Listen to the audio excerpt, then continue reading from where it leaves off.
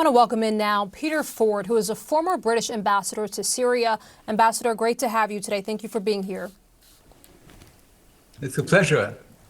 You've called this moment a geopolitical earthquake. Talk to us about who the biggest losers are from your vantage point. Well, the biggest losers are the Syrian people. Your pictures showed apparent rejoicing in one area of Syria, but it's a pity those cameras were not in some other areas where there is weeping and gnashing of teeth. In the Christian areas, the Alawite areas, the Kurdish areas, among secular Sunnis, there is despair because they are now in the hands of ferocious, jihadi, hardcore terrorists. Do not be deceived. The groups which have taken power in Damascus are they say X, but really just yesterday they were Al-Qaeda, ISIS. They have been springing terrorists from the prisons. You may have seen pictures of the prison doors being thrown open. They've released murderers, rapists, looters, and ISIS terrorists. Just today, Shane, he didn't have cameras in the big central Umayyad mosque. You would have seen jihadis swearing to march on to Jerusalem.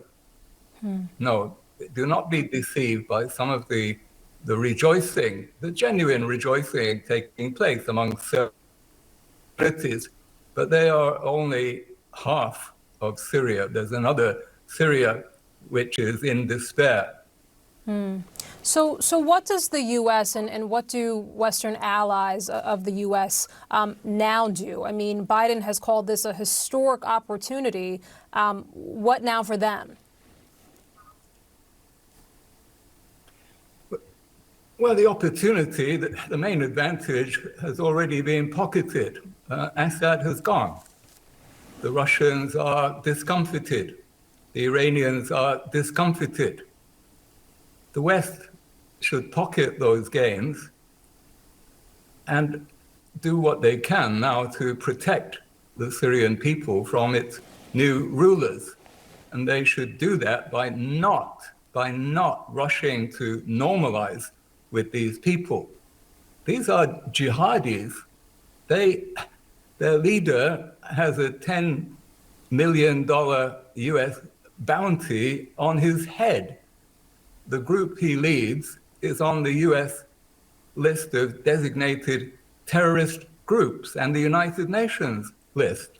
You have to sup with these people with a very, very long spoon and must condition the slightest step towards normalization upon their, first of all, behaving gently with the minorities, the Christians, the Druze, the Kurds, the Alawites, the Shia, the many, many minorities in the mosaic of Syrian society.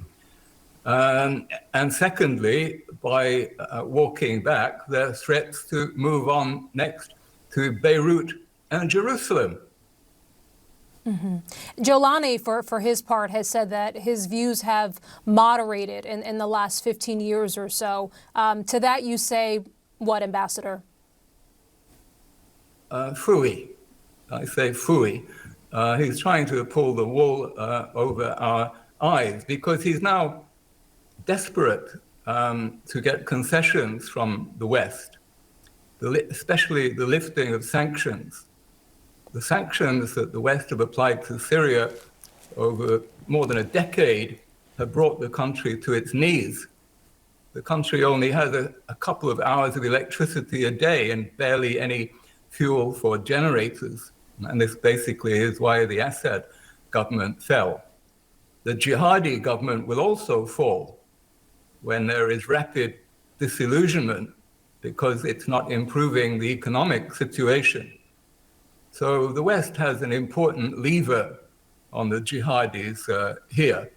They must transition to a genuinely civilian government and respect the safety of minorities before there's any move at all towards lifting sanctions. And we don't need these people now.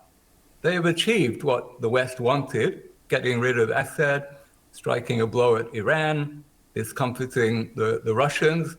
We don't need these people, but we do need to protect the people inside Syria and stop any adventures across the Lebanese border or any talk about attacking Jerusalem.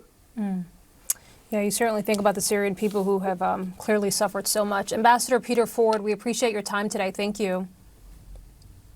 It's been a pleasure. Thank you.